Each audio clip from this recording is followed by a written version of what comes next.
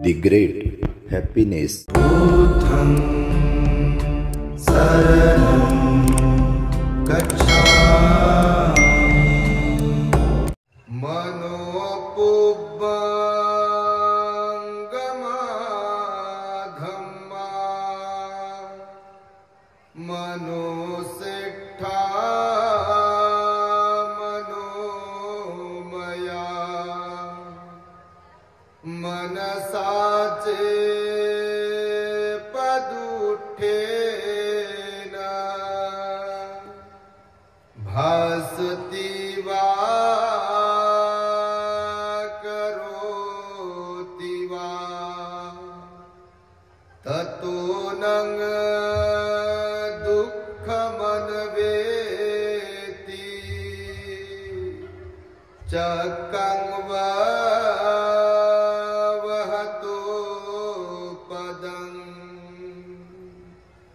मनोपुब्बंगमा धम्मा मनोसिद्धा मनोमया मनसाचे प्रसन्नेन भासति वा करोति वा ततो नं सुखमन्वेति छायाव अनपायिनी।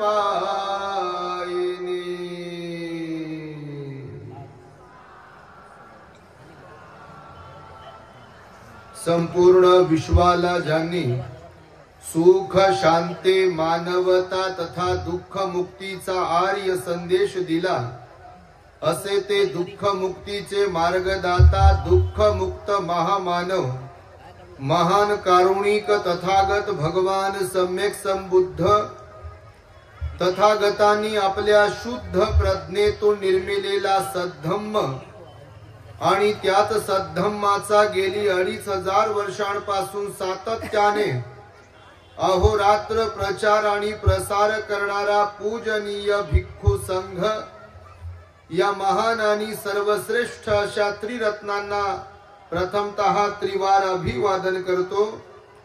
ज्यांच्या महान आणि असीम त्याग प्रभावामुळे आपल्याला जो हा अनमोल असा बुद्ध धम्म लाभला आणि ज्यांच्यामुळे आपल्याला हे एवढे मोठे वैभव प्राप्त झाले असे महान युग प्रवर्तक भारतीय राज्यघटनेचे शिल्पकार परमपूज्य बोधिसत्व डॉक्टर बाबासाहेब आंबेडकर या महामानवाच्या महान अशा धम्मक्रांतीमध्ये संपूर्ण जीवनाला समर्पित करून आज या महान मंगलमय माघ पौर्णिमेच्या पूर्व संध्येला आपल्या हिंगोली शहरातील जेतवन बुद्धविहार शांतीनगर अकोला बायपास जवळ हिंगोली अंधारवाडी शिवार बळसोंड तालुका जिल्हा हिंगोली या ठिकाणी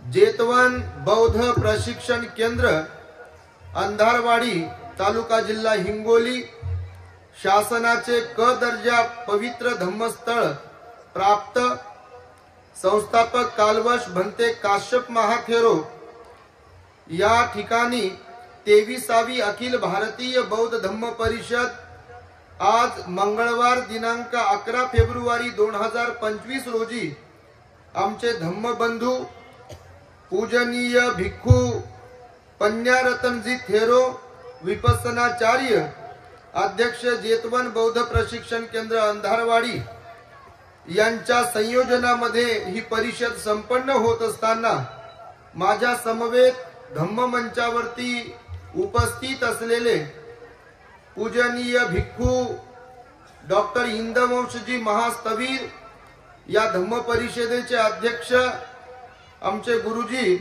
पूजनीय भदंत धम्मसेवकजी महास्थवीर धम्म परिषदेचे उद्घाटक पूजनीय भदंत डॉक्टर उपगुप्तजी महास्थवीर आणि या धम्म परिषदेसाठी आपणास संबोधित करण्यासाठी उपस्थित असलेला संपूर्ण पूजनीय भिक्खू संघ भिक्खुणी संघ श्रामणेर श्रामणेरी संघ सुप्रिया महिला मंडळ हिंगोली शहर आणि जिल्हा तसेच विविध ठिकाणावरून धम्मदेसना श्रवण करण्यासाठी इथे उपस्थित असलेले आपण सर्व श्रद्धा बुद्धिशील संपन्न उपासक उपासिका बालक तथा बालिकांनो, तद्वतच दी ग्रेट हॅपीनेस या आपल्या YouTube चॅनलचे सर्वच दर्शक, सर्वप्रथम तुम्हा सर्वांच्या प्रती मंगल मैत्री सद्भावना व्यक्त करतो आणि आपणा सर्वांच्या दुःख मुक्ती करिता तथागत भगवान बुद्धांद्वारा शिकविलेल्या धम्मोपदेशास प्रारंभ करतो। आपण सर्वांनी शांत, एकाग्र आणि श्रद्धायुक्त चित्ताद्वारे या अनमोल बुद्धवाणीला आपल्या हित सुखाकरिता श्रवण करावे, ग्रहण करावे। बऱ्याच वर्षानंतर आम्ही या धम्म परिषदेला उपस्थित आहोत। आमचे धम्म बंधू आणि धम्म मित्र असलेले पय्यारत्न भंतेजींनी दरवर्षी आम्हाला निमंत्रण दिलं, पण व्यस्त कार्यक्रमांमुळे आम्हाला येता आलं नाही।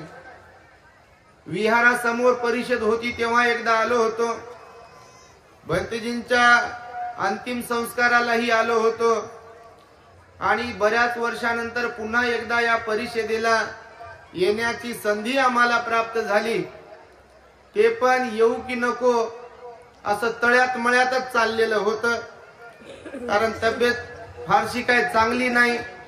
काल आमचा जन्मदिवस लोकांनी जरा जास्तच हर्षोल्लासात साजरा केला आणि आम्ही काय गोडबीड खात नाही, कारण जरी गोडबीड खात बसलो, केक बी खाल्लं की हे बिघडते आणि हे बिघडलं की सगळंच बिघडते। मग पण तरी लोकांचं प्रेम आपुलकी प्रचंड आहे, म्हणून भरपूर लोक कार्यक्रमाला आले।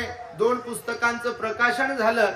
एक पुस्तक विनामूल्य जन्मदिनाच्या निमित्ताने वितरित करण्यात आलं। पूज्य भिक्खू संघास भोजनदान, परित्राण, धम्मदेसनेचा कार्यक्रम, सायंकाळी बुद्ध भीम गीतांचा कार्यक्रम असा दिवसभराचा काल कार्यक्रम होता आणि म्हणून विचार केला एका क्षणासाठी की आपण आरामच करू, परंतु पुन्हा भंतेजींची आठवण आली आणि मग आम्ही निघालो आणि आता सायंकाळी तुमच्याकडे पोहोचलो। मला वाटतं माझ्या अगोदर बोलण्यासाठी लिस्ट होती आणि आहे, पण बसल्या बसल्या भंतेजींच्या कानात सांगितलं मला बोलू द्या आणि जाऊ द्या। त्यामुळे माहित माझ्याकडे आला तर जे ज्येष्ठ भंतेजी आहेत, ज्यांचा नंबर आमच्या अगोदर होता, त्यांना मी क्षमा मागतो। ओकास वंदामी भंते द्वारते न कर्तं सब्बंग अपराधं खम तुम्ही भंते द्वितीयंपि तृतीयंपि। आणि थोडक्यात तुम्हाला धम्मदेसना देतो। आपण दी ग्रेट हॅपीनेस या आपल्या YouTube चॅनल वरती प्रवचन ऐकतच असाल अशी आशा बाळगतो। कोण कोण ऐकते प्रवचन? बापा वाह, एक बार तालियां बजाओ खुद के लिए। Very good. कारण आपल्याकडे काय सोशल मीडिया अत्यंत प्रभावीपणे काम करतोय आता सध्या, कारण तुमच्या घरातला जो टीव्ही आहे त्याच्यावर जे बटन आहे रिमोटचे, त्या बटनावरती तुम्ही कितीकदा बटन चेंज करत असाल तर धार्मिक चॅनल्स आहेत, पण आपले धार्मिक चॅनल्स नाही आहेत का? इतरांचे आहेत, आपले नाही आहे। म्हणून कोरोनाच्या पिरियड मध्ये आपले काही भंतेजी बिचारे धम्माचा प्रचार कसा होईल, खरं तर सर्वात मोठं योगदान 2500 वर्षांपासून आतापर्यंत आणि इथूनही पुढे अनंत कालावधीपर्यंत बुद्धाचं वचन जिवंत ठेवण्यासाठी उन्हाळे पावसाळे हिवाळे कितीही येऊ, गतिरोधक कितीही येऊ, त्यातल्या त्यात जवळचे अडथळे कितीही निर्माण हो, जवळच्या लोकांकडून त्याची तमा न बाळगता अहोरात्रपणे धम्माचा प्रचार आणि प्रसार करणारा आपला पूज्य भिक्षू संघ आहे। आणि त्या भिक्खू संघातून काही भिक्खूंनी कोरोनाच्या काळात चॅनल काढले, त्यात आमचा 1 नंबर आहे। आम्ही पण हे the great happiness YouTube channel काढलं। मी म्हटलं बा घरातल्या घरात बसून लोकांना प्रवचन ऐकायला मिळतील, आणि पाहता पाहता 2, 2.5, 3 वर्षांमध्ये आता आपल्या चॅनलचे 1,10,000 सबस्क्रायबर्स आहेत। तुमच्या माहितीसाठी मी सांगेन, एका क्लिक वरती रोज किंवा दिवसाआड जेव्हा व्हिडिओ टाकतो तेव्हा 1,10,000 लोकांपर्यंत आपलं प्रवचन जाते आणि संपूर्ण जगभरात जाते, त्याला कोणी अडवू शकत नाही। जरी टीव्हीवर त्या टीव्ही वाल्यांनी आपले चॅनल जरी नाही दाखवले तर हरकत नाही, पण मी तर बापा युट्यूब वाल्याच्या प्रती कृतज्ञ आहे आणि त्याच्या प्रती मी नेहमी मंगल मैत्री करतो. त्याला दीर्घायुष्य लाभो, ते नसेल तर त्याच्या परिवाराला दीर्घायुष्य लाभो. फेसबुक वाल्याच्या प्रती कृतज्ञ आहे मी, त्याच्याही प्रती मंगल मैत्री व्यक्त करतो. व्हॉट्सअप ज्यानं काढले त्याच्याही प्रती मंगल मैत्री व्यक्त करतो. इंस्टाग्राम ज्यानं काढले त्याच्याही प्रती मंगल मैत्री व्यक्त करतो. आणि बरं झालं ते भारतातल्या लोकांनी नाही काढले. क्या बनती जी सच है? अगर इंडिया के लोगों ने निकाला होता तो वो कब का बंद कर चुके होते. आइए करुणानंद भंती जी तो बहुत बात करता है बाबा साहब के बारे में, बंद करो. बरं झालं ते विदेशी लोक आहे. ये इंदौल भंती जी ने चैनल खोला है, हिंदी में बात करता है, हर रोज लाइव दिखाता है इधर से उधर से. अरे बंद करो. असं केलं असतं तुमच्या माहितीसाठी सांगतो. कारण विघ्न संतोषी लोक, बुद्ध धम्माचा द्वेष करणारे लोक या देशामध्ये आपल्या आजूबाजूला भरपूर आहेत बघा, प्रचंड प्रमाणात आहेत. 2500 वर्षांपासून बुद्धाला संपवायला बसलेले लोक आहेत. तुमच्या हिंगोलीतही नसतील असं बिलकुलच नाही बापा, लय असतील. आता ते भंतेजी बोलले, मला कळालं त्यांना नेमकं काय म्हणायचं. म्हणून मी बोलता बोलता मग हेही म्हणालो की दुश्मन दूरचेच आहेत असा काही विषय नाही आहे. दुश्मन जवळचे खूप जास्त असतात. कारण कुत्र्याला गती आणि भावकीला प्रगती सहन होत नाही बघा. खरं की खोटं? बापा खोटं काय म्हणाल तुम्ही, पण तुम्ही नाही तसे, तुम्ही लय चांगले म्हणून तर एवढ्या मोठ्या संख्येने आले. परंतु ही गोष्ट पूर्ण सत्य आहे, तुमच्या माहितीसाठी सांगतो. आम्ही त्याला अपवाद नाही.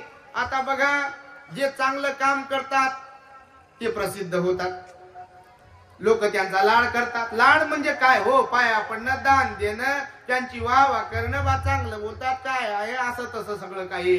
आता गुणांची लोक गुणांचं कौतुक होते की निंदा होते? चांगल्या गुणांची कौतुक होईल की नाही?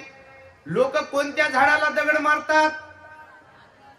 ज्या झाडाला गोड गोड फळं लागतात लोक त्याच झाडाला दगड मारतात. ज्या झाडाला फळच लागत नाही लोक कशाला ढेकळाला फळं मारतील? त्या मारतील का? म्हणून खरं तर सर्वात जास्त त्रास कोणाला होतोय असं तुम्ही मला जर विचाराल तर माझं वैयक्तिक मत आहे बापा, तुमचं नाही. सर्वात जास्त त्रास जर कोणाला होत असेल या जगात तर तो चांगल्या लोकांनाच होते पहा. मग ते कुटुंबातील व्यक्ती असो तुमच्या, का समाजातील व्यक्ती असो, एखाद्या गावातील असो, का शहरातील तालुक्यातील असो, का धर्मगुरू असो, कोणता चांगलं काम करत असेल तर त्याला जास्त त्रास आहे. आणि जे काही बिनकामाचं आहे ते 100 वर्ष जगलं त्याला कोण त्रास देईल बाप्पा? देईल का कोणी त्रास? चोराला कोण त्रास देते? मारामारी करण्याला कोण? त्याच्या नादी नका लागू म्हणतात. कशाला नादी लागायचं त्याच्या? म्हणजे वाईटाच्या नादी नका लागू म्हणते. नादी कोणाच्या लागा? कोणाच्या? चांगल्याच्या. त्याला बदनाम करा, त्याला डिवचत राहा, त्याला परेशान करा, सळो की पळो करून सोडा. ते बिलकुल थांबलंच पाहिजे, जागेवरच बसलं पाहिजे, त्यानं सगळं काम बंद केलं पाहिजे. असंच करतात लोक बघा. काही काही ठिकाणी आपल्या भगवंताला सुद्धा सोडलं नाही. तुमच्या माहितीसाठी सांगतो, सोडलं का? भयंकर त्रास दिला भगवंताला आपल्या. आम्ही तर बिलकुल कशातच नाही हो भगवंताच्या. तुम्ही ना आम्ही तर बुद्ध असतात, त्यांची बरोबरी कोणी करू शकत नाही. यं किंची रतनं लोके विज्जती विविधा पुतु रतनं बुद्ध समंग नथी, रतनं धम्म समंग नथी, रतनं संघ समंग नथी. तस्मा सोथी भवंतु मे किंवा तस्मा सोथी भवंतु ते आपण म्हणत असतो. म्हणजे बुद्ध रत्ना समान, धम्मरत्ना समान आणि संघरत्ना समान या जगामध्ये कोणीच नाहीये. परंतु भगवंताच्या हयातीमध्ये भगवंताच्याच आत्य भाऊ असलेल्या देवदत्ताने भगवंताला जीवनभर त्रास दिला की नाही? बिलकुल. भिक्षाटनाला गेल्यावर सुद्धा भगवंताला किती लोकांनी शिव्या घातल्या, कोणी थुंकण्याचा प्रयत्न केला, कितीतरी लोकांनी त्यांना छळण्याचा प्रयत्न केला, स्त्रियांचं लांछन लावलं, बदनाम करण्याचा प्रयत्न केला, बिलकुल शेवटपर्यंत त्रास दिला. पण भगवान धैर्यवान होते, भगवान होते, ते बुद्ध होते, अरहंत होते, सम्यक संबुद्ध होते, महाकारुणिक होते. त्यांच्यावर काही परिणाम होत नसतो, परंतु त्रास मात्र चांगलं काम करताना भगवंतालाही झाला. डॉक्टर बाबासाहेब आंबेडकरांनाही त्रास झाला की नाही? त्यातल्या त्यात दुसऱ्यांनी दुश्मनांनी त्रास तर दिला, पण आपल्या लोकांनी सुद्धा त्रास दिला. नानकचंद रत्तूकडे बाबासाहेब म्हणायचे की ज्यांच्यासाठी मी माझे मुलं मुलगी पत्नी स्वतःचं आरोग्य समर्पित केलं समाजाला, त्याच समाजातल्या लोकांनी मला त्रास दिला. बिलकुल दिला की नाही? रडले बाबासाहेब, ढसाढसा रडायचे, कधी कधी पश्चातापाचे अश्रू गळायचे. हे का? तर म्हणून चांगल्या लोकांना त्रास होतो, तुमच्या माहितीसाठी सांगतो. आणि म्हणून हे धम्माचं कार्य आहे, हे पुढे आणि पुढे गेलं पाहिजे. आपल्या प्रत्येकाची जबाबदारी आहे. आमचीही जबाबदारी आहे भिक्खू म्हणून, आणि तुमचीही जबाबदारी आहे. बिलकुल. आणि धम्म हा केवळ बोलण्यासाठी नाहीये, तुमच्या माहितीसाठी सांगतो. आम्ही भिक्षू लोक जरी असलो तरी फक्त प्रवचन करायचं, दान घ्यायचंय, एवढंच काम आहे का आमचं? बिलकुल नाही. आचरणिक आहे धम्म. तो भिक्खूसाठी पण आचरणिक आहे आणि उपासकांसाठी सुद्धा आचरणिक आहे. नाही तर आम्ही तुम्हाला शिकवायचं आणि आम्ही कसंही वागायचं, तुम्हीच धम्माचं आचरण करायचं आणि देत राहा, आम्हाला दान देत राहा, उपोषण तुम्हीच पालन करा, तुम्हीच विहारात जा, पंचशील तुम्हीच पालन करा, आणि आम्ही फिरतो दान मागत. जमेल का अशानं? होईल का भारत बुद्धमय? धम्मरथाची किती चाक आहेत? 4 चाक, आणि 4ही चाक क्वालिटी बाज असायला पाहिजे. बिलकुल. टायर द्या ना गाडीचे, ते चांगले असायला पाहिजे. नाही तर कधी कुठं पंक्चर होईल, आणि कधी कुठं दगा देईल, आणि कधी कुठं धोका देईल, आणि कधी आपली फजिती करील, हे सांगता येते का?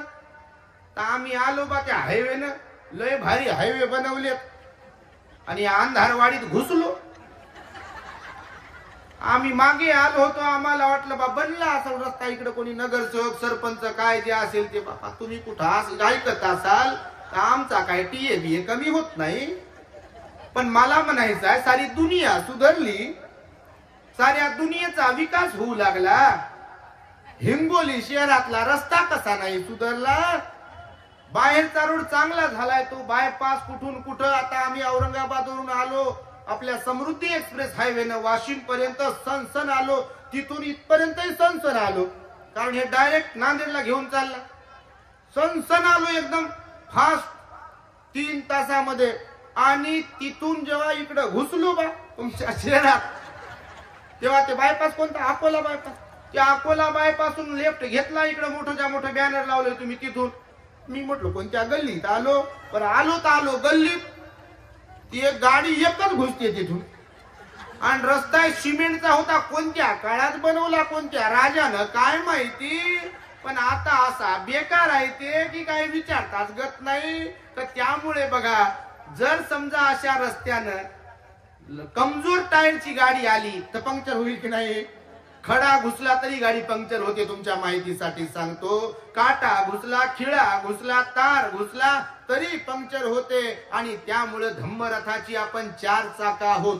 भिक्खूंची पण जबाबदारी आहे, भिक्खुणींची पण जबाबदारी आहे, उपासकांनी उपासिकांची पण जबाबदारी आहे. त्यामुळे आम्ही आमचे कर्तव्य पार पाडले पाहिजे धम्म प्रचाराच्या संदर्भामध्ये, आणि तुम्ही पण तुमचे कर्तव्य पार पाडले पाहिजे धम्म प्रचाराच्या मध्ये. आणि हे धम्म प्रचाराचं कार्य करताना आम्ही आमचं शील सदाचार संयम विनय पाळला पाहिजे. आणि तुम्ही सुद्धा तुमचं शील प्रज्ञा समाधी दान हे धर्म पाळला पाहिजे, तरच धम्म पुढे आणि पुढे जाईल. अन्यथा बाबासाहेब तर आपल्याला सांगून गेले, हा धम्माचा रथ इथपर्यंत मी आणलाय महत् प्रयासाने. त्याचं सारथ्य तुम्हाला करता आलं तर फार चांगलं होईल, त्याला पुढे घेऊन जाता आलं तर. पण जर यदा कदाचित तुम्हाला पुढे घेऊन जाता आलं नाही धम्मरथाला, तर मागे त्याला ओढण्याचं काम कदापिही करू नका. जागेवर राहिला तर हरकत नाही, कारण तुम्ही नाही पुढे नेऊ शकले तर दुसरं कोणीतरी येईल त्याला पुढे नेण्यासाठी. पण मागे ओढण्याचं काम करू नका. पण आज आपण पाहतोय अत्यंत खेदजनक काही गोष्टी आपल्याला पाहायला मिळतात. बघा, इकडे तिकडे तुम्ही पाहत असाल, भलेही आपल्या लोकांच्यासाठी त्या लोकांमध्ये अंधश्रद्धा आहे, काय बुवाबाजी वगैरे आहे, पण मला म्हणायचं आहे त्या अंधश्रद्धेच्या नावाखाली का होईना, कर्मकांडाच्या बुवाबाजीच्या नावाखाली का होईना, हजारो लोक धर्माच्या नावावर, श्रद्धेच्या नावावर जरी मरत असले तरी तुम्ही गुगल सर्च करा, सोशल मीडियावर पहा, लोक जरी मेले तरी हजारो लाखो लोक पुन्हा तिकडे चाललेले आहेत. ही श्रद्धा त्यांच्या मनामध्ये आहे. जरी आपल्यासाठी ती अंधश्रद्धा असेल, आपल्याकडे तर शुद्ध आणि शुद्ध आहे. पण इकडे जर कोणी येत नसेल, इकडे जर कोणी योगदान देत नसेल, विहारात जर कोण जात नसेल, पंचशील जर पालन करत नसेल, उपोषणशील जर पालन करत नसेल, धम्म प्रचारासाठी दान पुण्य करत नसेल, जर ध्यान करत नसेल, आपल्या मनाला निर्मळ करत नसेल, तर धम्म कितीही महान असला, भगवान आपले कितीही श्रेष्ठ असले, त्यांचा संघ कितीही महान असला, आपले बाबासाहेब कितीही श्रेष्ठ असले, त्याचा काही उपयोग होईल का? होईल?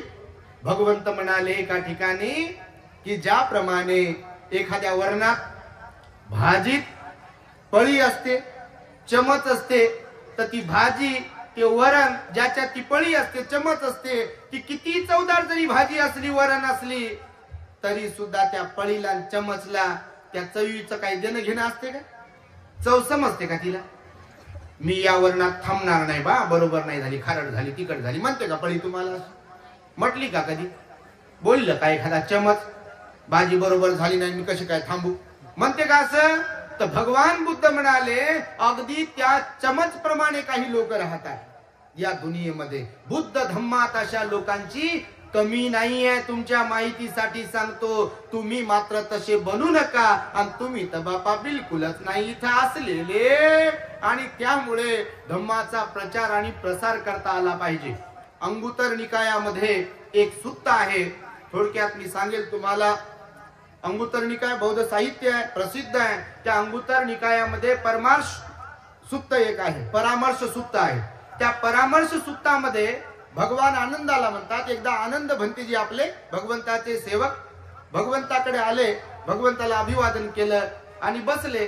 तेव्हा भगवान बुद्ध आपल्या त्या आनंदाला म्हणाले, आनंदा, जर कोणी ऐकण्यासारखं असेल, आपल्याला कोणी आपलं ऐकून घेणार असेल, आपलं ऐकण्यासारखं असेल आपलं बोलणं, जर कोणी आपलं प्रिय व्यक्ती असेल, जर आपलं कोणावर प्रेम असेल, कोणाच्या प्रती आपल्या मनात दया करुणा उत्पन्न होत असेल, असं कोणी व्यक्ती असेल की आपण त्यांना मित्र समजतो, कुटुंबातील व्यक्ती समजतो, त्यांचे आपले चांगले संबंध आहे, तर अशा ऐकून घेणाऱ्या व्यक्तीला 3 गोष्टींचा सल्ला दिला पाहिजे म्हणाले भगवान. ऐकताय ना? का झोपले बापा? नाही, कोणी तर झोपलं नाही, टक लावून पाहू लागले सगळे. हे जे उभे आहे इकडे तिकडे पाठीमाग फार मोजकेच आहेत, ते झोपलेले आहेत, तुम्ही नाही. आणि त्यामुळे एकदा साधुकार द्या स्वतःसाठी. वा.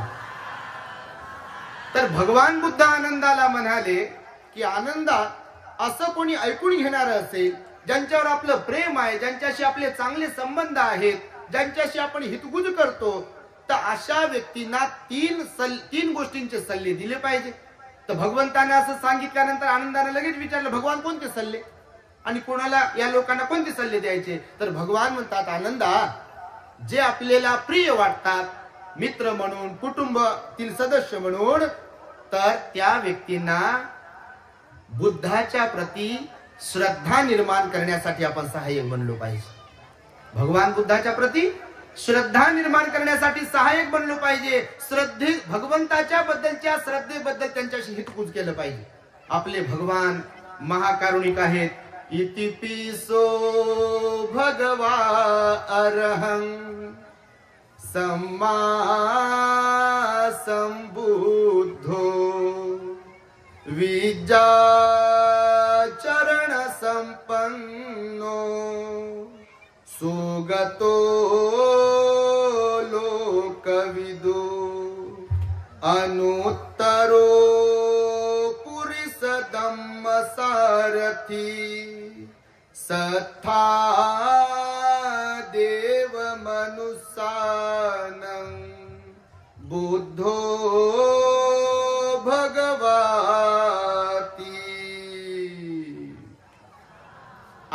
आनंदाला भगवान बुद्ध म्हणाले की आनंद जे जवळचे लोक वाटतात, जे प्रिय वाटतात, जे ऐकून घेणारे आहेत, अशा व्यक्तीला बुद्धाबद्दल श्रद्धावान बनवलं पाहिजे. भगवंताबद्दल त्यांना श्रद्धावान बनवलं पाहिजे. त्यांना जेव्हा जेव्हा बातचीत होईल तेव्हा बुद्धाचं गुणगान त्यांच्याकडे गायलं पाहिजे. अहो, भगवान बुद्ध फार श्रेष्ठ आहेत. ते अरहंत आहेत, सम्यक संबुद्ध आहेत, लोकविदू आहेत, पुरी सदम्म सारथी आहेत, शास्त्रात देव आणि मनुष्यांचे आहेत. अशा भगवंताचं शरणस्थान आपण स्वीकार केलं पाहिजे. भगवंताच्या बद्दल किती लोकांची श्रद्धा होती हे त्यांना समजून सांगितलं पाहिजे आणि त्यांच्यामध्ये बुद्धाच्या बद्दल श्रद्धा वाढवली पाहिजे त्यांच्या मनामध्ये. तुम्हाला बुद्ध म्हणजे काय हे माहित करून घ्यायचं असेल, धम्म म्हणजे काय माहित करून घ्यायचं असेल, संघ म्हणून काय माहित करून घ्यायचं असेल तर आपल्या दी ग्रेट हॅपीनेस चॅनल वरती बघा, सुंदर असे बुद्ध धम्म संघाचे गुण आम्ही वर्णिलेले आहेत. त्याचं पुस्तकही आम्ही छापलेलं आहे. मागच्या वर्षी त्याचं प्रकाशन झालं. तुम्ही नक्कीच ते प्रवचन ऐका. बुद्ध नेमके कोण आहेत हे तुम्हाला कळेल. धम्म म्हणजे नेमकं काय, त्याचे गुण कोणते, संघ म्हणजे काय, त्यांचे गुण कोणते, आपण कोणाला शरण जातो, बुद्धाला म्हणजे कोणाला शरण जातो, धम्माला म्हणजे कोणाला शरण जातो, संघाला म्हणजे कोणाला शरण जातो, हे तुमच्या लक्षात येईल. म्हणून भगवान बुद्ध आनंदाला म्हणाले की आपल्या प्रिय लोकांना, आपल्या मित्र असलेल्या लोकांना, ऐकून घेणाऱ्या लोकांना बुद्धाबद्दल श्रद्धावान बनवा. तर तुम्ही सुद्धा प्रत्येकाने इतरत्र चर्चा न करता कधी कुठे बसलात, भेटलात तर कुठून आणलं हे गळ्यातलं? विहारात बसले हो तुम्ही नाही बाप्पा, पण लहानाचे मोठे झालो तुम्ही माय बाप आहे आणि दुनियादारी आम्हाला समजते. नाही तर काही काही लोकांना वाटतं भंतीला कुठं काय कळते, आम्ही काय काय मंगळावरून आलो का नाही कळायला. तुम्हीच तर माय बाप आहे आणि माय बापासोबत राहत असताना काही गोष्टी लक्षात येतात का नाही? बिलकुल येतात ना. कधी कधी आम्ही पाहिलं पहा, विहारांमध्ये आलेल्या लोकांकडे कधी कधी जर पाहिलं तर कोणी आलं की दुर्बीण फिरवते खालून वर, खालून वर. आता ते काय कोणत्या ग्रहावरून आलेले नसतात आणि बसले, त्यांच्या गळ्यात नाकात कानात काही असेल तर बुद्ध धम्म संघ जाते कुठं, श्रद्धा जाते कुठं. आपण बसलो ते भानावरून जाते आणि विचारते कुठून घेतला कपडा, हे गळ्यातलं कुठून घेतलं, कानातलं कुठून घेतलं, नाकातलं कुठून घेतलं, गाडी कधी घेतली हे सांगते. पोरीचं लग्न झालंय ना, असं लग्न केलंय, काय काय केलंय, काय दिलंय, काय घेतलंय, काय काय झालंय, भाजी कशी केली होती, किती लोक जेऊ घातले आणि पत्रिका कोणाला दिली. श्रद्धा गेली कुठं खड्ड्यात आणि विहारात चर्चा घरातली. भगवंतानं सांगितलंय मनुष्याला जास्त ज्ञान नसेल धम्माचं तर हरकत नाही, पण जीवन जगताना भान असलं पाहिजे. माहिती तुम्हाला, सतर्क राहणं, सावध राहणं त्यालाच म्हटलेलं आहे. भान असण्याला काय म्हटलं? सतर्क राहणं, सावध राहणं. बोलताना आपण काय बोलतोय, कुठे बोलतोय, कोणाशी बोलतोय, कोणाबद्दल बोलतोय याचं ज्ञान असलं पाहिजे. बाकी किती पुस्तकांचं ज्ञान आहे, कोणत्या गाथा पाठ आहे, वंदना किती पाठ आहे, अजून शिबिर किती झाले हेही महत्वाचं नाही, पण याचा वापर कुठे कधी किती करायचा आहे याचं ज्ञान असेल तर तुम्ही ज्ञानी, नाही तर बाकीचं लय भरभक्कम ज्ञान असेल आणि याचा कुठे कधी किती वापर करायचा आहे याचं ज्ञान नसेल तर तुम्ही झिरो. तुम्ही म्हणजे बापा तुम्हीच नाही, ज्यांना जमत नाही त्यांची गोष्ट करतो, नाही तर म्हणाले की कुठून आणली भंतेजी. भगवंताचं वचन आहे तुम्हाला सांग, काया वाचा मनावर संयम ठेवायला शिकवला की नाही भगवंताने. म्हणून विहारात आल्यावर विहारातच झालो पाहिजे आपण. पण काही काही लोकांचं लय गणित वेगळं आहे. आम्ही पाहतो स्मशानात गेले की सोयरिकीची गोष्ट करतील हो लोक, तिथं रडत आहे आणि हे म्हणते सोयरीक झाली का म्हणते पोरीची. अरे बापा तुम्ही स्मशानात आहे ना, आणि बड्डेला गेल्यावर मग गोष्ट करते मरणाची. तुम्ही अंत्यविधीला आले नव्हते तिकडे, अरे बाबा कोणाच्या बड्डेत आले, तिथे एन्जॉय सुरू आहे, तिथं आनंद आहे लोकांमध्ये आणि हे गमची गोष्ट करते तिथे, सॅड न्यूज. बघा तुम्ही, नैराश्यजनक चर्चा. मी म्हणतो नेहमी, माझं वैयक्तिक तत्व आहे ते, की मनुष्याने जिथं कोणी दुःखी आहे तिथं ठीक आहे मौन बाळगलं पाहिजे, तिथे आपण दुःखी असायला पाहिजे. पण एकदम आनंदाचा क्षण आहे कोणाचा तरी, तिथं आपण टेन्शन काऊन दाखव, आणि टेन्शन दाखवणारे असेल आपण तर तिथं जाऊच नाही पहिली गोष्ट.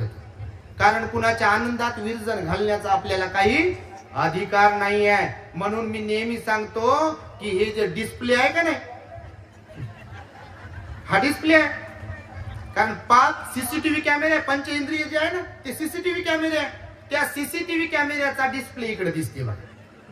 म्हणून नेहमी आपण प्रसन्न राहिलं पाहिजे. जरी दुःख आहे, या जगात दुःखी नाही असं कोणीच नाहीये. प्रत्येकाला ज्याचं त्याचं दुःख आहे. या जगात दुःखी नाही असं कोणी नाही. भगवंताला सुद्धा अतिसार झाला, भगवंताला सुद्धा त्रास होत होता, पण याचा अर्थ असा नाहीये की ते दुःखीच होते. हे पहा, दुःखी प्रत्येक जण आहे, प्रत्येक जण इथे दुःखी आहे. फक्त बुद्ध आणि अरहंत जे होतील ना ते मात्र दुःखमुक्त आहे. बाकी सगळे लोक जे भवचक्रात फिरत आहे ते दुःखीच आहे, पण याचा अर्थ असा नाही की आपल्या दुःखाचा आपण बाजार मांडायचा. जिथे गेलं तिथं बरं आहे का? नाही हो. कुठेही विचारा तुम्ही, हो बाजारात विचारा, बर्थडे मध्ये विचारा, लग्नात विचारा, इथे बसले असाल, चर्चा करत असाल, कसं काय व्यवस्थित सुरू आहे का? नाही हो, नाही होत म्हणते. पहा, आता मला सांगा, जीवनामध्ये असा एकही क्षण, एकही दिवस नसेल काय की जेव्हा तुम्ही खुश असाल, आनंदी असाल, किंवा तुमच्या जीवनात सुख आलं? भगवंत तर म्हणतात 8 लोक धर्म प्रत्येकाच्या वाट्याला आहे. इथे कोणी कधी सुखी राहते तर कधी कोणी दुःखी राहते. सूर्य सकाळी उगवते आणि सायंकाळी मावळते. जीवनातल्या सुख दुःखाचं पण तसंच आहे बघ. रडणारे लोक, आत्ता रडणारे लोक थोड्या वेळाने हसू शकतात, आत्ता हसणारे लोक थोड्या वेळाने रडू शकतात बघा. ना इथे कोणी सदा सर्व काळ सुखी आहे, ना इथे कोणी सदा सर्व काळ दुःखी आहे. म्हणून भगवान बुद्ध म्हणाले, जे जवळचे लोक ऐकून घेणारे आहेत त्यांना बुद्धाबद्दल श्रद्धावान बनवलं पाहिजे, धम्माबद्दल श्रद्धावान बनवलं पाहिजे. ही दुसरी गोष्ट सांगितली भगवंताने. 3 सल्ले द्यायला सांगितले. पहिला सल्ला, बुद्धाबद्दल श्रद्धावान बनवा. त्या लोकांना नको नको ती चर्चा करू नका. धम्माबद्दल श्रद्धावान बनवा. धम्म किती महान आहे. स्वाख्यातो भगवता धम्मो संदिठ्ठिको अकालिको यही पस्सिको ओपनेयिको पच्चतं वेदितब्बो विन्युहिति, असा धम्म आहे बघा भगवंतांनी सांगितलेला. त्या धम्माचं गुणगान गा त्या लोकांबरोबर. आता समजा तुम्ही इथून गेलात निघून, धम्म परिषद संपल्यावर, तर धम्म परिषद संपल्यावर निघून गेलात, आता तर रात्र आहे, रात्री तर झोपात जाऊन घरी. पण उद्या ज्याला कोणाला भेटाल तेव्हा चर्चा करा. आम्ही अंधारवाडीतल्या 23व्या धम्म परिषदेला गेलो होतो. पयारत्न भंतेजींनी सुंदर असं नियोजन केलं होतं तुमच्या सर्वांच्या दानातून, आणि तिथे भंतेजी लोक आले होते बा. खूप छान प्रवचन झाले सगळ्या भिक्षू लोकांचे. त्यांनी जीवन जगण्याचा मार्ग शिकवला, भगवंताचे उपदेश आम्हाला नव्या पद्धतीने ऐकवले, आणि त्यामुळे तुम्ही सुद्धा धम्माचं आचरण करा. आम्हाला परिषदेमध्ये शिकवलं की पंचशील पालनाचं काय महत्व आहे, तर तुम्ही पण पंचशील पालन करा. धम्माच्या बद्दल श्रद्धा निर्माण करा. धम्म फार महान आहे. अंगुलीमालात बदल झाला, सुजातामध्ये बदल झाला, विशाखामध्ये बदल झाला, बिंबिसारामध्ये बदल झाला, प्रसंजितामध्ये बदल झाला, खेमा राणीमध्ये बदल झाला. तर तुम्ही सुद्धा धम्माच्या प्रति श्रद्धा मनामध्ये निर्माण करून स्वतःमध्ये परिवर्तन घडून आणा, अशी चर्चा करा. नाही तर भगवंताने हेही सांगितलं की धम्मा देशना ऐकणारे काही लोक असेही असतात की समजा इथं ऐकलंय आणि धम्म देशना संपली, तर ऐकून तर घेतलंय, आलो तर बाबा हे कुठून आलेत, तर उठून जाणं बरं नाही म्हणून बसतात समजा काही. तुम्ही नाही, तुम्ही तर श्रद्धावानच आहे बा. पण ऐकून घेतील आणि उठले की सुरू होत माझी चप्पल कुठे चोरली, आणि सकाळपासून बसलो हो पोटात तर काहीच नाही, आणि आमच्या बाजूला बसले होते बघा ते, त्या बाईने फार सोनं घातलं होतं, आणि ते भंतेजीचं बापा लयच बोलत होते की जे ऐकलंय ते डिलीट, उठल्या डिलीट करतात काही लोक बघा. बिलकुल म्हणजे पदर म्हणतात ना आपल्याकडे, ते पदर आहे ना, आईने साड्या घातल्या बघा, पदर असतो तुमच्याकडे. तर काही लोकांना पदर असते, इकडे पदर म्हणतात. काहींना पदर असते आणि काहींना पदरच नसते, आणि ज्यांच्याकडे असते त्यातल्या काही पैकी फाटका पदर असते. फाटका म्हणजे कोणता? धम्मदेशनात ऐकली हो, आता पदरात घेऊन गेलं पाहिजे ना. पदरात म्हणजे जसं धान्य बिन्य घेऊन जातात तसं नाही. पदर म्हणजे आपल्या बुद्धीचा पदर नाही का, शहाणपणाचा पदर. पण काही लोक असे असतात धम्मदेशना ऐकणारे, ऐकून तर घेतील मन लावून, असं शांत बसून, कोणी डोळे लावून बसते, कोणी डुलक्यात येते, कोणी एकदम ऐकते, हा बरं चाललंय बा, खुश होऊन प्रसन्न होऊन. पण उठल्या बरोबर मग चप्पल कुठे, कोण आलं कोण गेलं, खिचडी संपली की काय बापा मला तर भेटलीच नाही, आणि काय असं कुठं असते काय, आम्ही तर दान दिलं ना, आम्ही तर वर्गणी गोळा केली ना, आम्हाला काहीच भेटलं नाही. अहो आमचा तर पुरस्कार आणि तिरस्कार तर केलाच नाही बाबा काही, आम्ही दिसलोच नसलं, आम्ही तर पुढेच येऊन बसलो होतो भंतीला तोंड दिसावं म्हणून. तुम्ही नाही असे, पण काही काही बिलकुल असेच राहतात. नाव घेतलं नाही म्हणते माझं, सत्कार केला नाही म्हणते, माझे गुडघे कामातून गेले आणि माझ्यासाठी खुर्चीत ठेवली नाही म्हणते. हे एवढा पैसा कशासाठी दिला होता म्हणते, दान दिलं होतं म्हणते, मला तर पावतीच दिली नाही म्हणते बाबा. खाला की काय म्हणते पैसा, आणि दिलेले 10 रुपये आणि माझा फोटोच घेऊ दिला नाही म्हणते. आणि 10 रुपयाची नोट अशी पूर्ण एकदम ओपन करून देते ना, दाखवा म्हणते अशी. तुम्ही नाही तसे, पण काही काही बापा आम्ही पाहतो, आम्हाला लय अनुभव येतात म्हणून ह्या गोळ्या झाडतो. भगवंतानं सांगितलंय दान दाखवण्यासाठी नसते, दान हे श्रद्धेनं दिलं पाहिजे. या हातानं देतोय तर या हाताला खबर लागली नाही पाहिजे. एकदा दिल्यावर त्याच्याबद्दल चर्चा केली नाही पाहिजे. मी दिलं, मी दिलं, मी दिलं. ते भोजन दान असो, पाण्याचं दान असो, फुलाचं दान असो, वस्तूचं दान असो, विहारासाठी दान असो, भिक्खू निवासासाठी दान असो, या चिवराचं दान असो, भिक्षा पात्राचं दान असो, की अजून कोणतं दान असो, दान दिलं त्याच्यावरचा आपला हक्क अधिकार संपला. म्हणून भगवंताच्या काळात पाणी सोडून दान देण्याची परंपरा होती. माहिती तुम्हाला, पाणी सोडून 54 करोड रुपयाचं विहार अनाथपिंडकाने दान दिलं. किती? त्या काळात 2500 वर्षांपूर्वी किती करोडचं? 54 करोड. तर आता 2500 वर्षानंतर त्या करन्सीला जर तुम्ही एक त्याचं गणित बेरीज वजाबाकी जर केली तर ते कोणत्या घरात जाईल सांगता येत नाही. त्यानं त्या विहारावर स्वतःचं नावही टाकलं नाही, टाकू दिलं नाही. पहिली गोष्ट एक, त्याच्या विहाराला आजही जेतवन विहार म्हणूनच ओळखल्या जाते, अनाथ पिंडक विहार म्हणून ओळखल्या जात नाही. बौद्ध साहित्यात जेवढे सुत्त आहेत भगवंतानं तिथे उपदेश केलेले, त्या प्रत्येक सुत्तामध्ये आनंदाने सांगितलं एवं मे सुतं एकं समयं भगवा सावथियं विहरती जेतवने अनाथ पिंडिकस आरामे. जेतवने, जेत राजकुमाराकडून जमीन घेतली होती ना, आणि तेही विकत घेतली, त्याचं नाव झालं बघा.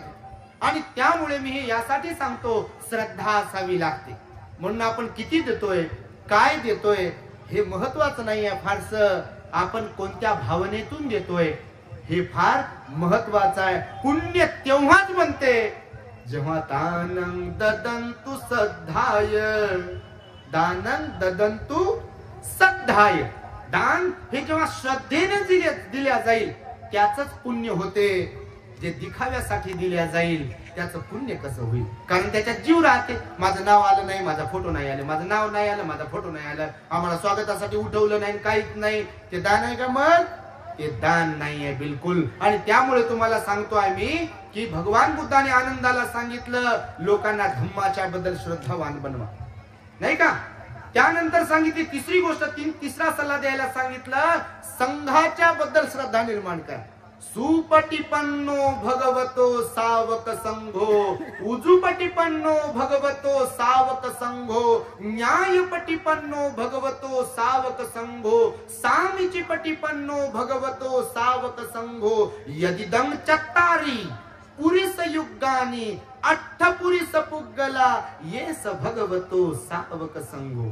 आहुनेयो पाहुनेयो दक्षिणेयो अंजली करणीयो अनुत्तरं पुण्यं खेतं लोकसाती.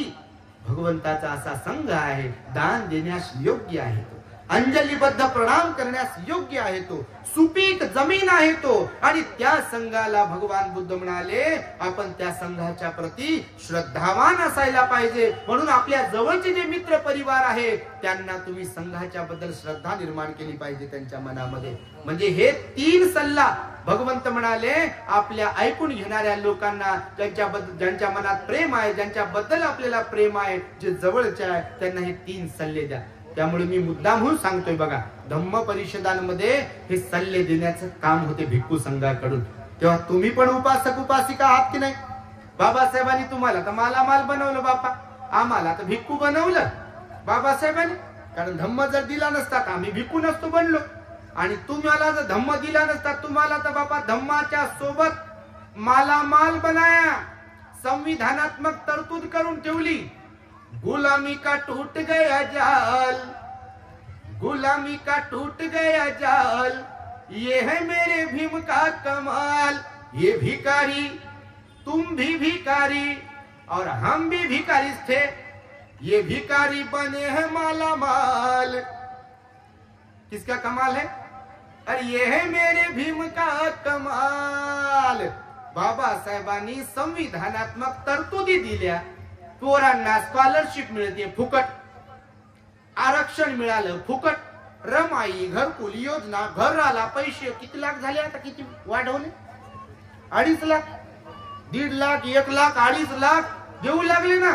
कोणता पक्ष भिक्षा देत नाही, ते शासन ज्या आहे ना ते पैसे देते, कोणता पक्ष वगैरे पैसे देत नाही। सत्ता तर कुणाची येईल जाईल, परंतु शासनाचा पैसा असतो। जसं आपल्या जेतवन पर्यटन जे जेतवन विहार आहे त्याला क दर्जा मिळाला म्हणते, क दर्जासाठी सुद्धा शासनाने मंजुरी दिली बघा। आणि त्याच्यासाठी सुद्धा जो फंड येतो तो फंड कोणत्या पक्षाचा नसतो। ज्या काही उपासकांना अज्ञानपणाने गैरसमज असतील की कोणत्या तरी पक्षाचा पैसा येतो, तर पक्षाचा पैसा नसतो, हा आपल्या अधिकाराचा पैसा आहे। आणि तो पैसा आपल्या अधिकाराचा असल्या कारणाने आपल्या विहारांसाठी आपण वापरला पाहिजे। पण फक्त एवढाच त्याच्यात वेगळं पण आहे, कोणत्या पक्षाकडून आणि कोणत्या राजकारण्यांकडून मात्र पैसे घेऊ नका माझ्या मायबापांनो।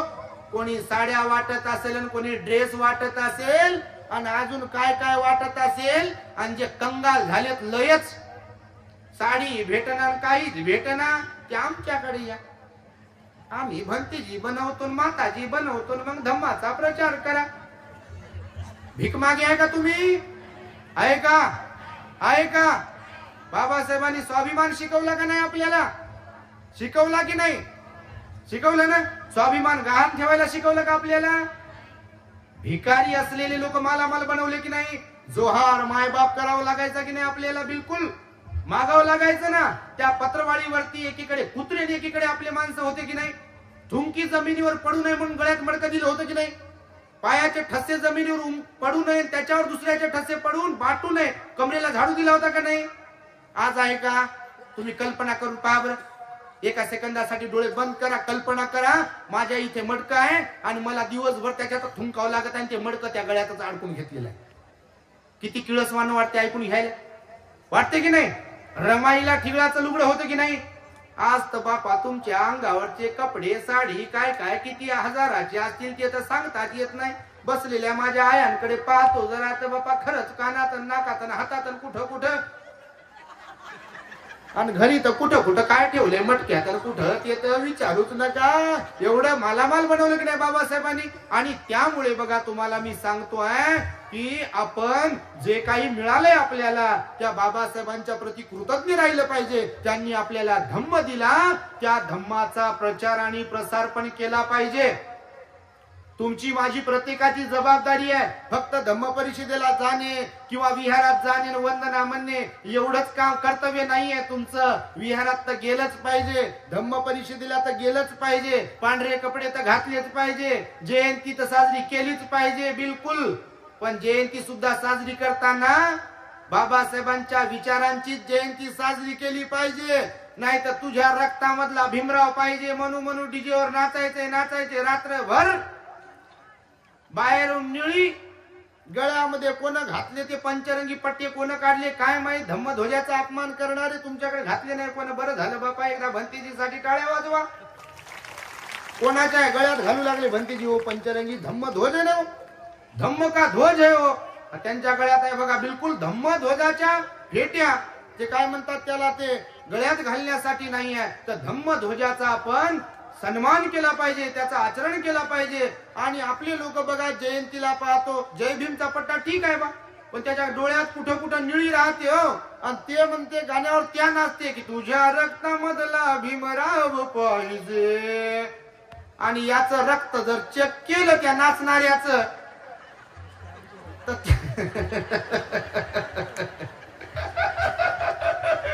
तर त्या रक्तामध्ये बिलकुल अल्कोहोल भरलेलं जर असेल तर भीमराव कसा निघेल हो?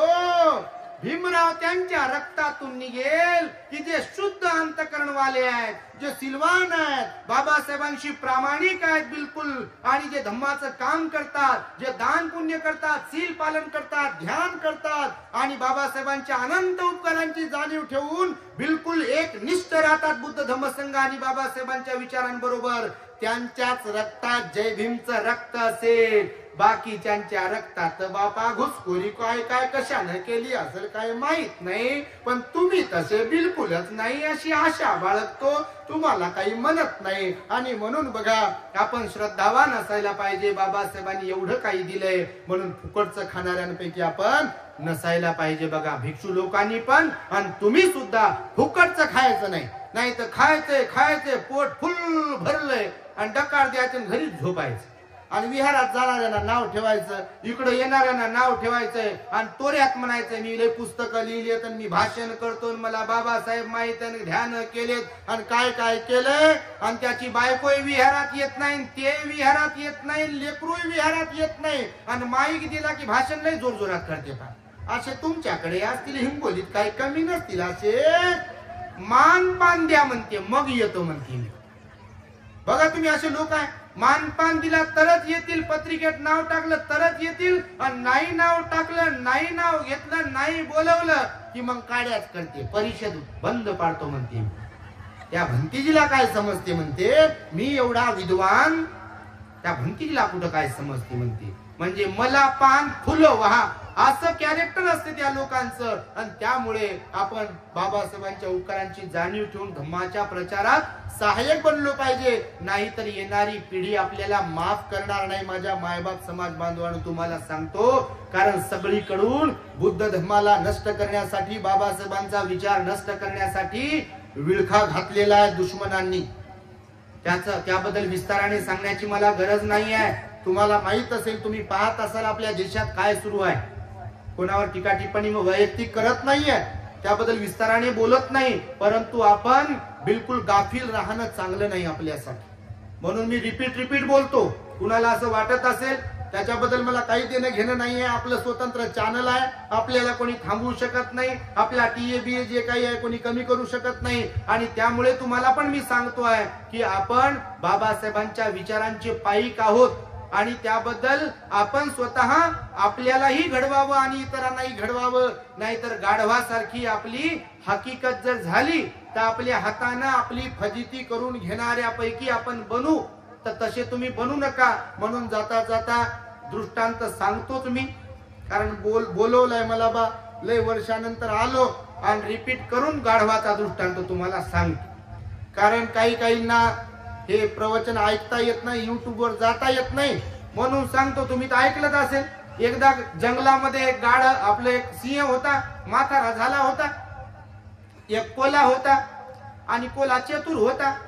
आपले लोक काही चतुर, मलिदा खाणारे आहेत का नाही? मलिदा खाणारे बघा, खरं की खोटं? खरंच आहे बघा. आले नवे नेते मलाईचे धनी म्हटलेलं आहे.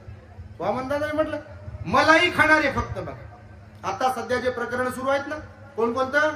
बीडचं एक प्रकरण सुरू आहे, परभणीचं एक प्रकरण सुरू आहे. त्या सूर्यवंशी नावाच्या आपल्या पोराला बिलकुल ते जेलमध्ये गेला तो पोरगा. त्याचा मोर्चा सुरू होता, मला वाटतं नाशिकच्या जवळ का कुठेतरी. ते आता थांबवला, स्थगित केला म्हणतात. एवढे दिवस झाले बघा. त्याच्यावर काय सुरू आहे तुम्हाला माहिती आहे चांगल्या प्रकारे. म्हणजे व्यवस्था कशी आहे बघा, तुम्हाला मला सांगायचं आहे. तर काही लोक मलिदा खाणारे आहेत. त्याला काय मांडवधरी काय म्हणतात बघा, दलाली करायचा विषय आहे बघा काही ठिकाणी.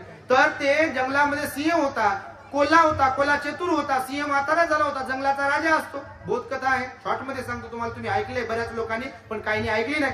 तर मग कोल्हा एक दिवस त्या सिंहाकडे गेला आणि महाराज, आपण आता म्हातारे झालात तर मला सेवा करण्याची संधी द्यावी अशी मी आपणास विनंती करतो म्हणाला कोल्हा.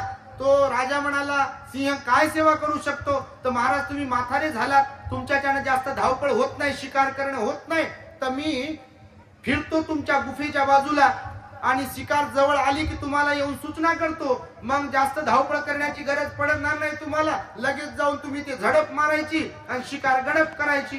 तुम्हाला जेवढं खायचं तेवढं खात जा आणि उरलेलं मग मी खातो. आता असे फुकटे लोक कोणाला नको आहे? कोणाला नको आहे फुकटे लोक? फुकटे लोक तर पाहिजे, फक्त त्यांना थोडस असं केलं, तुम्ही लय चांगले दादा भाऊ काका मामा काय काय ताई बाई अक्का आणि विचार करा पक्का आणि डोकं गहाण ठेवून कुठे मारा शिक्का. त्यांना जरा असं केलं, तुम्ही लय चांगले टोपी घाला आणि हे घ्या ते घ्या. तुमच्यासारखं कोणीच नाही म्हटलं की बापा हे पाटलाचं घोड आणि महाराला भूषण.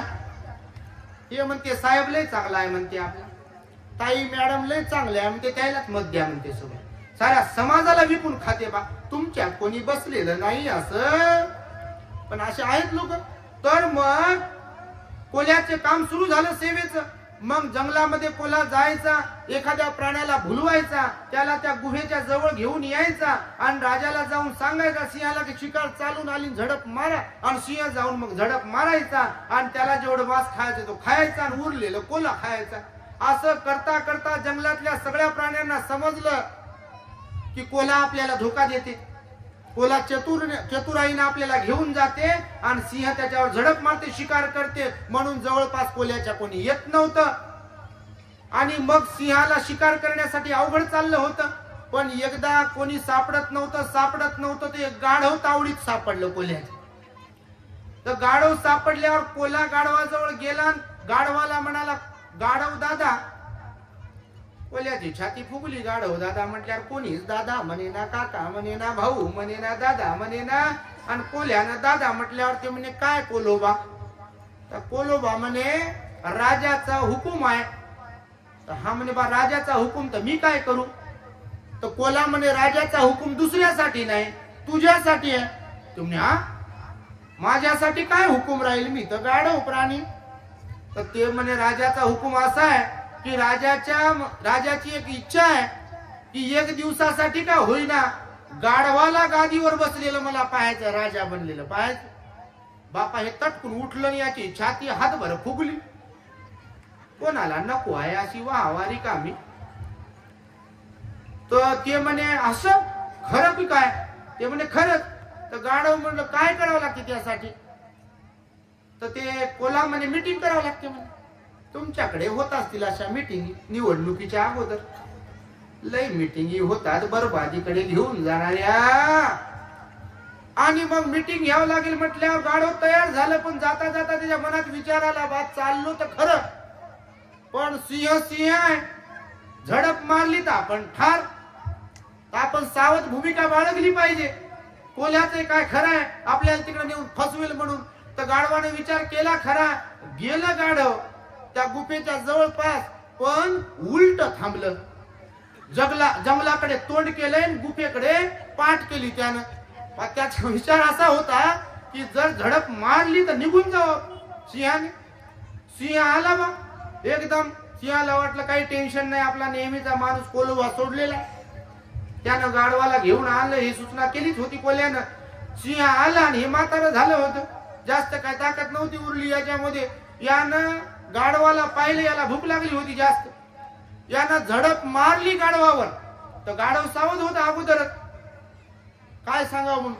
गाढवावर झडप मारली, गाढव सावध होतो. गाढवानं धूम ठोकली. याची झडप पूर्ण त्याच्या नरडीपर्यंत नाही पडली. गाढवाची शेपूट एवढी तोंडात आली, शेपूट तुटली. गाढव पुढं, कोल्हा त्याच्या पाठीमागे जंगला. लांबच्या लांब पळालं गाढव. थांबलं, कोल्ह्यानं गाठलं. गाढव कोल्ह्याला म्हणाला अरे काय कोलोबा तू तर फसवलं मला. तू तर म्हणाला मला की बा राजा काही करणार नाही. तो गाढवानं तर बरं झालं शेपटी होऊन गेलं, माझ्या नरडीचा घोट घेतला असता तर मेलो असतो. ते म्हणाला कोलोबा गाढवाला, अरे गाढव दादा तू माझं ऐकून तर घे. नरडीचा घोट घेतला का? ते म्हणे नाही, शेपटीत तोडली. हो पण मी सावध होतो म्हणून शेपटी तोडली, नरडीचा घोट घेतला असता. कोल्हा म्हणे तसं नाही. तर गाढव म्हणे कसं? तू ऐकून तर घे. तर गाढव म्हणे सांग बा. तर कोल्हा म्हणे पहा, तुला जर राजा बनवायचा आहे तर राजा कशावर बसतो? कशावर बसतो? सिंहासनावर बसतो. मग सिंहासनावर जर बसायचं तर तुझी शेफ्टी डिस्टर्ब करेल की नाही? करेल की नाही? मग ती शेफ्टीना अडथळा निर्माण करू नये म्हणून नेमकी शेफ्टीच तोडली. आता गाढव ते गाढव. इथं माणसाला कळेना 5-5 वर्षानंतर सुद्धा. किती वर्षानंतर? किती वर्षानंतर? किती किती 5 वर्ष याला ढेकळं कळत नाही की कोणीतरी फसवू लागला आपल्याला. दरवर्षी 500 रुपये देऊन, 1000 रुपये देऊन, मटण देऊन, दारू देऊन, काहीतरी स्वार्थ दाखवून. कळते काय? कळालं जर असत तर आपले बाबा म्हणाले तुम्हाला या देशाची शासनकर्ती जमात बनायचं आहे. ज्या बाबांना आपल्याला सर्वस्व अर्पण केलं बघा. काय ठेवलं हो द्यायचं? 3 मुले मुलगी पत्नी मातीमध्ये गेली. 3 मुलं मुलगी पत्नी मातीमध्ये गेली. तरी त्या युगंधराने परवा नाही केली. केली? केली का? बिलकुल परवा नाही केली ना. आणि तुम्ही आम्ही तर बापा मानापानाचे हापापलेले. आता जे मी सांगितलं ते सर्व काही दिलं बाबासाहेबांनी. त्या बाबासाहेबांनी अपेक्षा केली की मला भारत बुद्धमय करायचा. माझ्या तुमच्यावरती म्हणजे बाबासाहेबांनी जबाबदारी टाकली बघा. प्रत्येकावर भिक्खू उपासक भिक्खुनी उपासिका भारत बुद्धमय करायचा आहे. आणि जे राजकीय काम करणारे लोक आहे त्या प्रत्येकाला सांगितलं मला शासनकर्ती जमात बनायचं. माझ्या समाजाला तुमच्या भिंतीवरती जाऊन लिहून ठेवा. आणि आपले लोक खेकड्याच्या अवस्थेमध्ये. कोणी जर पुढे चाललं आपलं त्याचे पाय खेचते बा. दुसऱ्याला उभं करते. करते का नाही? बिलकुल बघा तुम्ही. किंवा जे आपल्या लोकांच्या विरोधात राहील त्याच्या गटात जाऊन काम करते बघा. आपल्या लोकांना संपवण्यासाठी आपलेच कारणीभूत लोक ठरतात बघा. कारण वामन दादा म्हणाले माझ्यातला भीम मीच केला उन्हा दोष देऊ पुन्हा. अहो त्या व्यवस्थेचा तर अजेंडाच तो आहे तुम्हाला संपवण्याचा. दुसऱ्याला दोष काय द्यायचा आहे? त्यांचा अजेंडाच तो आहे की बुद्ध धर्म संपला पाहिजे, बाबासाहेबांचा विचार संपला पाहिजे. पण तुम्ही तर बाबासाहेबांच्या आहात ना. आपण तर बाबासाहेबांचे औलाद आहोत ना.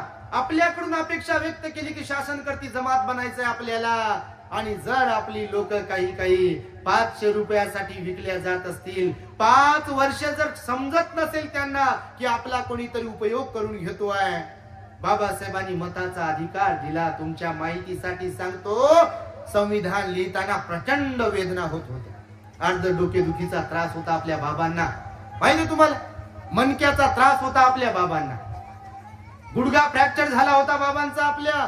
कमरेचा त्रास होता बाबासाहेबांना आपल्या. डायबिटीज होता बाबांना आपल्या. बीपीचा त्रास होता बाबासाहेबांना आपल्या. डोळे दुखण्याचा त्रास होता बाबासाहेबांना आपल्या. मुलं जाण्याचंही दुःख होतं. पत्नी जवानपणात जाण्याचंही दुःख होतं. पण जगले तुमच्या माझ्यासाठी. आपल्याला हे सोन्याचे दिवस यावेत म्हणून. आणि म्हणून बाबासाहेबांची प्रतारणा जर केली ना, शाप देत नाही मी, पण तुम्हाला सांगतो जे बाबासाहेबांशी बेईमानी करतील, जे कोणी असतील, जे बाबासाहेबांशी बेईमानी करतील, कोणत्याही क्षेत्रात राहून आणि कोणी असतील, तर नरक मेल्यावरचा तर पाहिला नाही आपण, पण जिवंतपणात नाही नरक भोगायला लागलं तर तुम्हाला सांगतो नाव मी माझं सोडेल. कारण बाबासाहेब बोधिसत्व होते. ज्या व्यक्तीने स्वतःच्या संसाराचा, प्रपंचाचा, मुलाबाळांचा, तब्येतीचा विचार केला नाही, तुम्ही सहज समजता का त्यांच्या त्यागाला, त्यांच्या समर्पणाला, त्यांच्या कुर्बानीला, बलिदानाला सहज समजता तुम्ही? तुम्ही पण ग्रहस्थ आहात. तुम्ही कल्पना करा की जर 3 मुलं मरतात, मुलगी मरते, बायको मरते, नाही का, काय मानसिक अवस्था असेल? काय मानसिक अवस्था असेल? तुमचंही कोणाचं समजा गेला असेल कोणी, तुम्ही कल्पना करा तुम्ही की काय अवस्था, काय मानसिकता असेल, काय दुःख असेल, ते काय वेदना असतील, त्या काय त्रास असेल तो.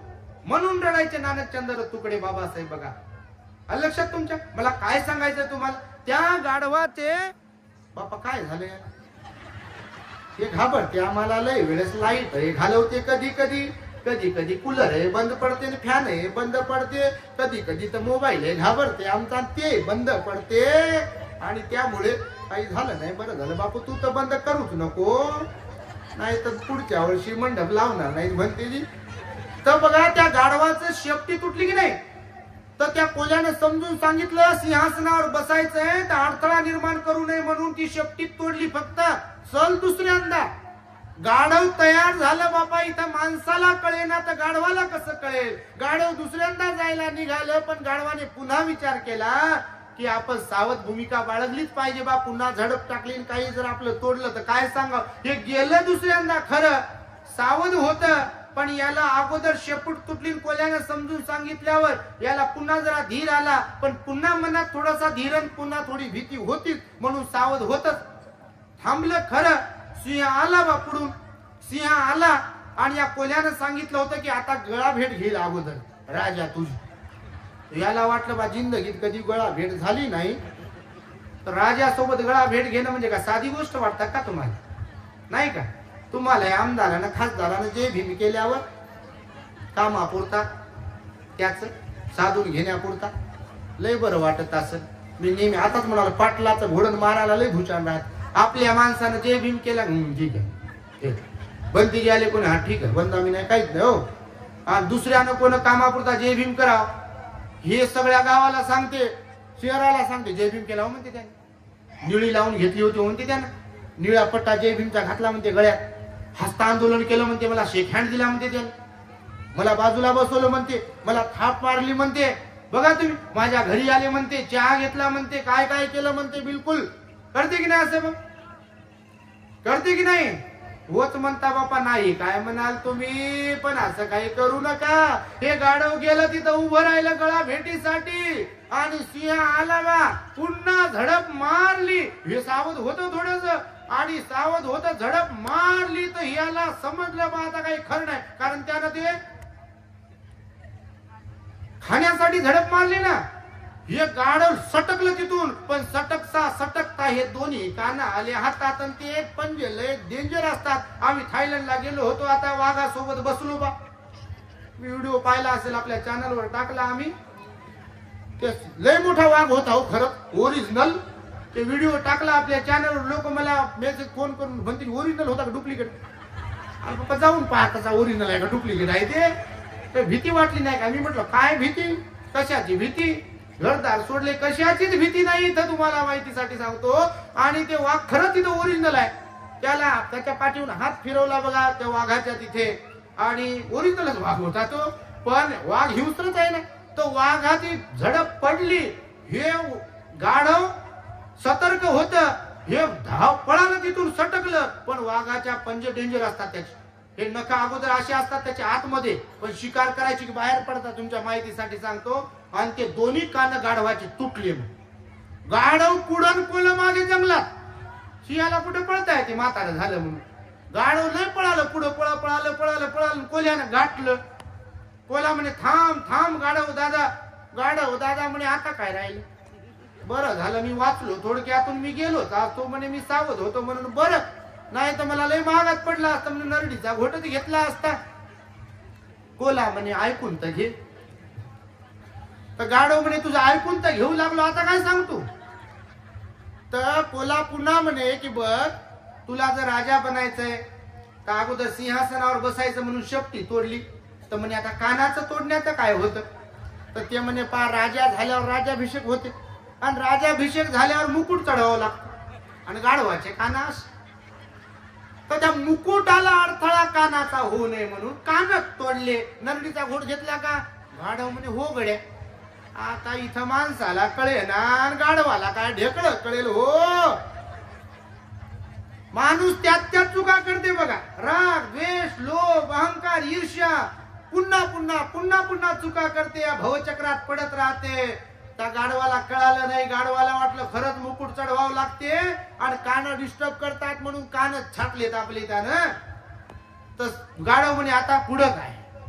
तो कोला म्हणे पुढं काय मीटिंग तर करावीच लागेल पुन्हा तिसऱ्यांदा. चला गाढव तुमच्या माहितीसाठी सांगतो तिसऱ्यांदा तयार झालं हो. इथं जिंदगी भर 5-5 वर्षानं तुम्ही तयार होता तर गाढवाची काय गत. गाढव निघालं बा तिसऱ्यांदा. पण गाढवाचं मनोबल वाढलं होतं. कोल्यानं त्याचं मनोबल वाढवलं. म्हणजे तुला राजा बनवते त्याच्यात लोभ निर्माण केला आणि गाढवाला वाटलं बा या कोल्याचं खरंच आहे, आता विश्वास ठेवायला भरोसा ठेवायला काही हरकत नाही. सिंहासनावर बसायचं म्हणून शेपटी तोडली, मुकुट घालायचं म्हणून कान तोडले, नरडीचा काय घोट घेतला नाही म्हणून राजा काय आपल्याला आता शिकार करत नाही मारत नाही. याला भरोसा आला. तुम्हाला भरोसा दिला जाते.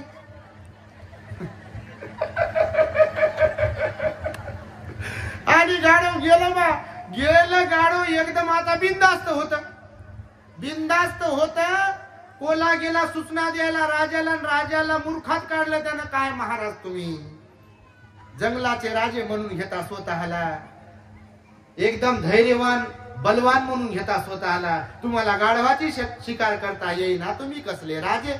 याला लय ताव आला.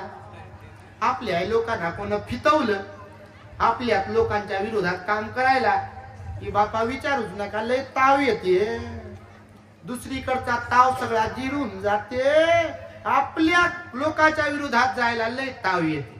तू काय कमी समजतो का म्हणते मला, आम्हाला कमी समजता का. नाही बंद पाडली परिषद तर काय राहिलं, नाही भंतेजीला बदनाम केलं तर काय राहिलं. म्हणते काम करते का भंतेजी, प्रसिद्ध होते का भंतेजी, विपसनाचार्य आहे का भंतेजी, असं आहे का भंतेजी, ते करते का. आणि विहारात लोक जाता का, तुम्ही बाया विहारात जाता का. तुमचं कोणतं सुप्रिया महिला मंडळ, कोणतं सुप्रिया महिला मंडळ काम करते का. आणि किती बाया त्याच्यात असून 10, 12, 15. तुम्ही लय काम करता का. तुमच्या घरचे काही म्हणत नाही का तुम्हाला. नाही तुमच्या घरच्यांना फितवलं, नाही लावून दिलं, तुमची नाही बदनामी केली तर आमचं नाव बदलून ठेवा म्हणते. मी मिशी काढतो म्हणते. बापा लय काय काय म्हणते. माणूस असेल तर मिशी काढून देतो म्हणते, आणि बाई असेल तर काय काय म्हणते तुम्हाला माहिती बिलकुल.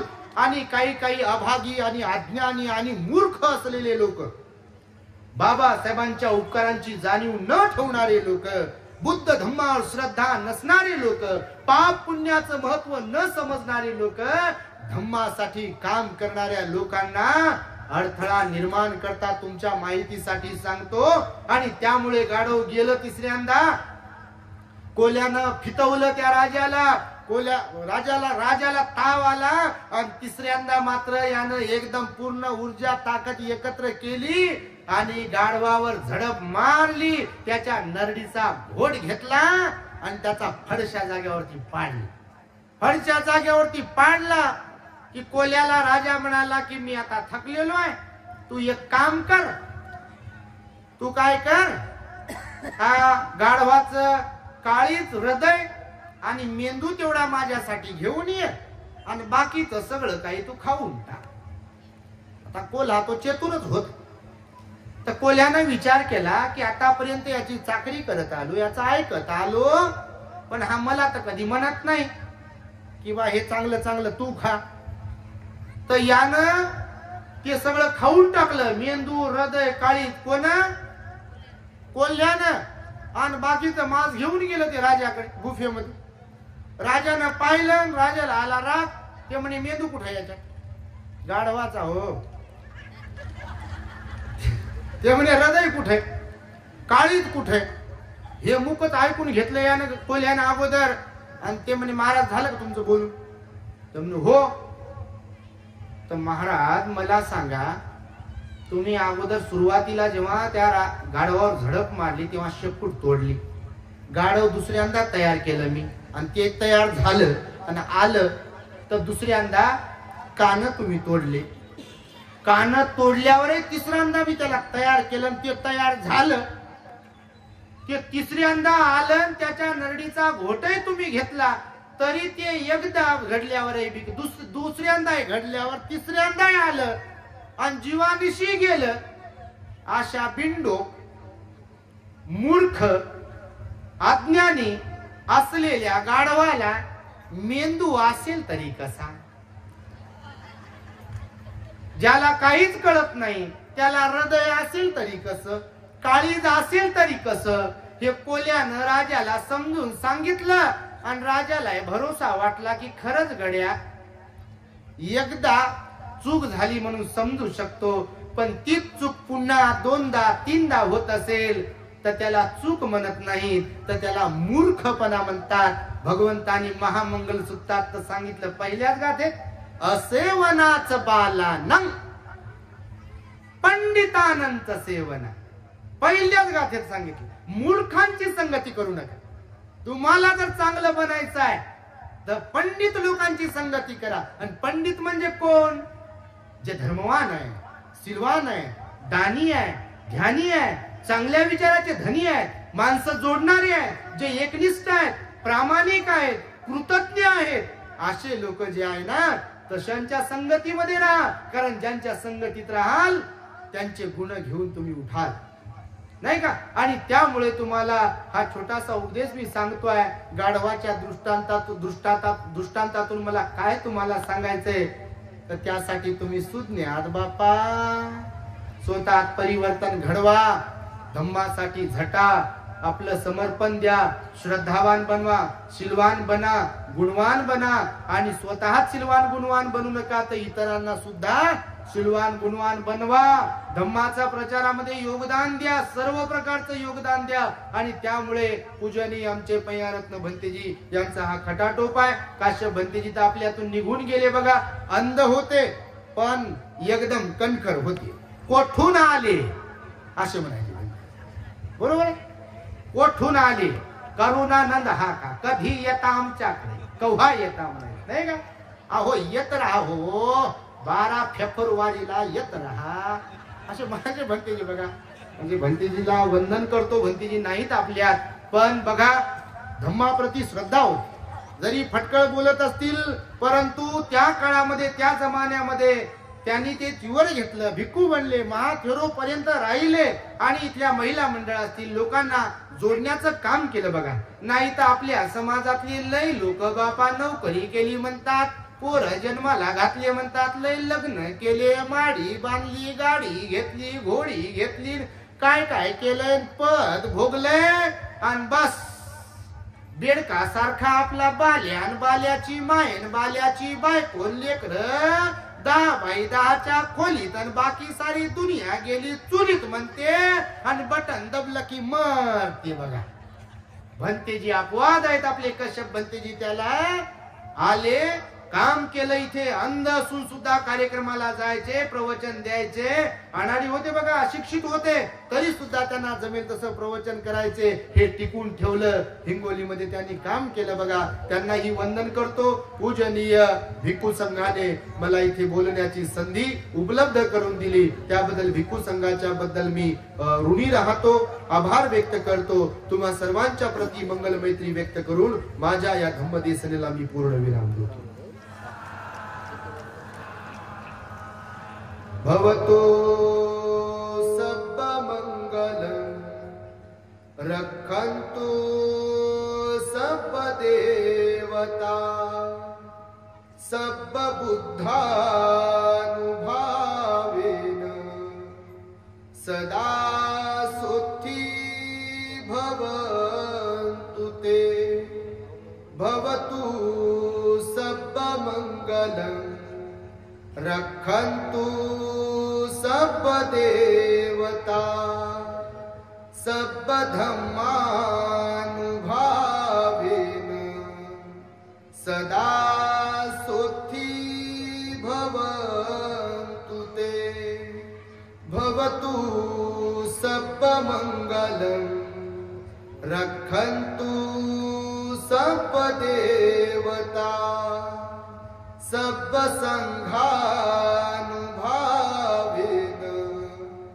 सदा सुखी भवन्तु ते.